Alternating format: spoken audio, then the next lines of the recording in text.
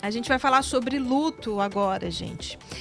Segunda-feira teve ali o funeral da Rainha Elizabeth, lá em Londres. E uma cena chamou muita atenção, que foi a Charlotte, que é a filha do príncipe William e da Kate, né, de 7 anos, que ela estava chorando muito ali por conta da morte da bisavó. E a gente vai falar agora, então, sobre como que a gente deve falar sobre a morte com as crianças. E quem vai nos ajudar, quem vai nos passar orientações, é o psicólogo clínico e também palestrante Alexandre Brito. Bom dia, Alexandre. Bom dia, Patrícia. É um prazer estar aqui. Prazer estar aqui com quem nos ouve também. Prazer é todo nosso. Alexandre, a morte é um tema sempre muito difícil, independente da idade. Mas com relação às crianças, a gente tem que ter uma abordagem diferente, tem que falar sobre isso de uma forma diferente? Olha, veja bem, isso que é a grande questão, né? Porque, em geral, quando a gente fala de morte, a dificuldade primeira é do próprio adulto, né? Nem sempre sabe lidar, nem sempre sabe o que fazer diante de uma situação de perda. Muitas vezes, Oi, ou Alexandre? não, no enterro, né? E tem essas dificuldades do próprio adulto. Quando ele vai conversar com a criança, ele tem que ter mais tranquilidade possível para poder abordar esse assunto. Às vezes, não necessariamente vai ser o pai ou a mãe, pode ser um padrinho, um tio, um primo, talvez uma pessoa que tem mais proximidade com a criança para dar essa notícia. O que a gente não pode fazer, e a gente pode desenvolver essa conversa a partir disso, é esconder ou negar a morte para a criança. Então, a criança tem que saber perder, ela tem que entender que as coisas terminam, ela precisa saber que a morte, de alguma forma, é presença na vida. Em geral, as crianças, elas até sabem lidar com a perda, muitas vezes até melhor que os adultos, e a gente acaba se surpreendendo. Então, a criança participar de um velório, a criança fazia a sua despedida, claro que respeitando, falando na linguagem da criança, falando numa linguagem acessível para ela. Tudo isso não necessariamente a gente precisa evitar. Então, a gente não necessariamente tem que enganar a criança, porque eu sempre falo uma coisa quando o assunto é morte e criança. Pessoal, traumático é a mentira, não é a verdade. Vamos de novo. Traumático é a mentira e não a verdade.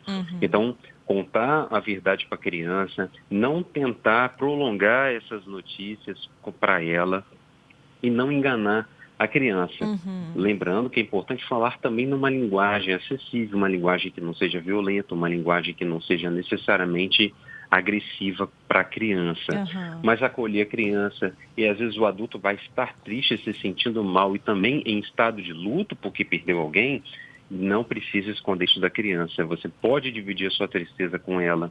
Inclusive, isso é muito importante, se compartilhar dos sentimentos. Isso, repito, não é traumático, então a gente precisa saber nos educar e educar as crianças para a perda também. Por exemplo, se o adulto estiver chorando, ele tiver essa reação na conversa com a criança, pode ser pior ou de repente até melhor, dependendo da idade da criança, se é uma criança muito novinha, se é uma criança um pouco mais velha já. E deixa o meu bom dia aqui também, doutor. Bom dia, Paulo. Olha, não é pior, não é pior de forma alguma.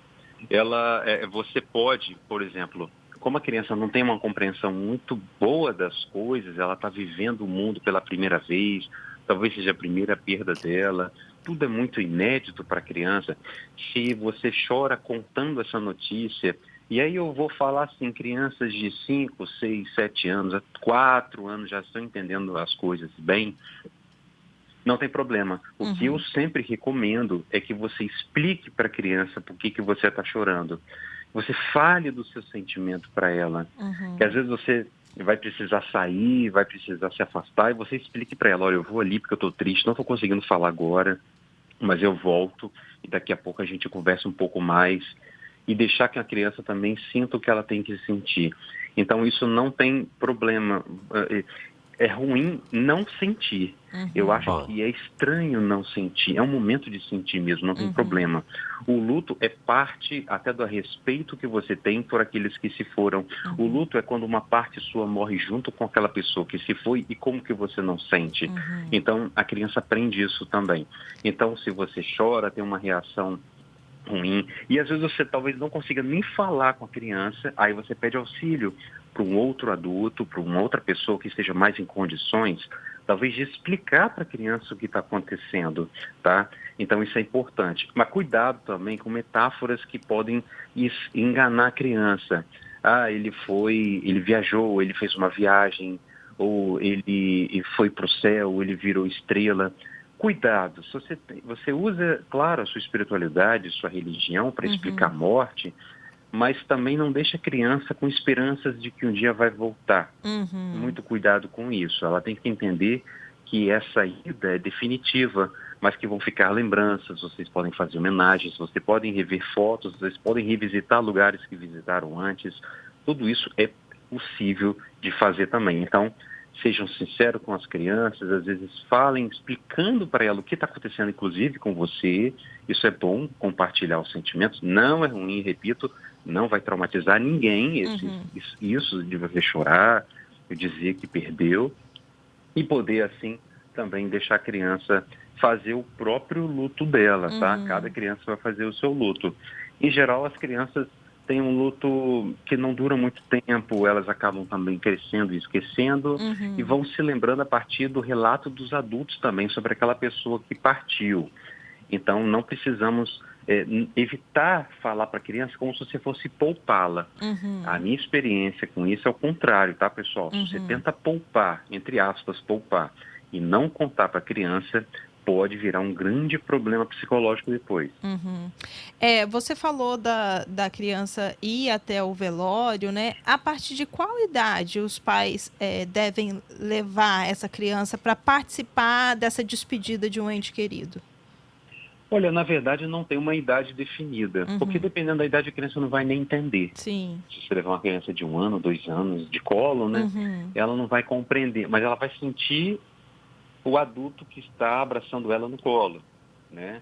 Então você pode levar como não levar essa criança, né? Dependendo da compreensão que a criança vai tendo das coisas, você pode até perguntar para ela se ela quer ir junto também, se despedir da pessoa. Mas, em geral, se você leva, isso, repito, isso não vai fazer mal para a criança. Eu já vi em várias ocasiões que as crianças vão, se despede, chora, abraça, dá o seu beijo, joga sua flor, e de repente está correndo e brincando ali no próprio cemitério. Isso não é falta de respeito, isso não é inadequado, isso não é um problema. Isso é parte da natureza infantil. Então, do mesmo jeito que ela se despede, ela também se distrai, e ela vai fazendo esse duplo movimento. No fundo, isso é viver, né? É você se despedir e ainda ter a capacidade de continuar vivendo e tentar sorrir de novo. Então, não tem nenhum problema você levar. Você pode avaliar muito bem com a sua família, com as suas crenças, a forma como vocês têm esses ritos para a despedida, mas não deixem de despedir. Claro, se a própria criança disser que não quer de forma alguma, tiver resistência, nada tem que ser forçado. E a forma como a criança aprende a lidar com essa despedida pode ser marcante, pode ser um aprendizado. A gente tem a participação aqui do Antônio, por exemplo, ele registra aqui com a gente, nosso ouvinte. Meu pai falava que choro não Meu pai falava que o choro não é algo que seja uma frustração, né? Não, o São choro, coisas que o fazem não parte da vida. e as frustrações fazem parte da vida. Isso, o e que choro, ele... o não e as frustrações. E ele falou que nunca esqueceu disso, dessas 3 lições. Perfeito, olha que educativo que esse pai foi, tá vendo? Gente, deixa eu entregar uma colega minha, que olha só o que ela fez com a filha e as 2 filhas dela. Eles tinham peixinhos em casa. E um peixinho morreu. E aí, olha o que ela fez. Ela substituiu, eu não recomendo isso, tá, pessoal? Ela substituiu o peixinho por outro. Ela pegou um peixinho pensando o quê? Bom, já que o peixinho morreu, minhas filhas podem sofrer e ficar tristes, eu vou comprar um outro peixinho e vou colocar no aquário aqui. Para substituir, a criança nem ia perceber. Exatamente. E aí, o que aconteceu? A criança percebeu, claro. E foi enganada. Assim, exatamente. Falou assim, mãe, fulaninho, o nome do peixinho, né? O peixinho tá tão diferente hoje. Ou seja, ela perdeu talvez uma oportunidade ali de fazer com que as crianças tivessem um primeiro contato com a perda e com a morte, explicar por que o peixinho morreu tentar fazer uma despedida do peixinho, onde que nós vamos colocar o peixinho morto, o que que nós vamos fazer, né? Então, não poupem as crianças dessas experiências, porque se você tenta, entre aspas, poupar, de alguma forma elas vão entrar em contato com isso, inevitavelmente. Então, é educativo, igual o pai do nosso ouvinte trouxe, né?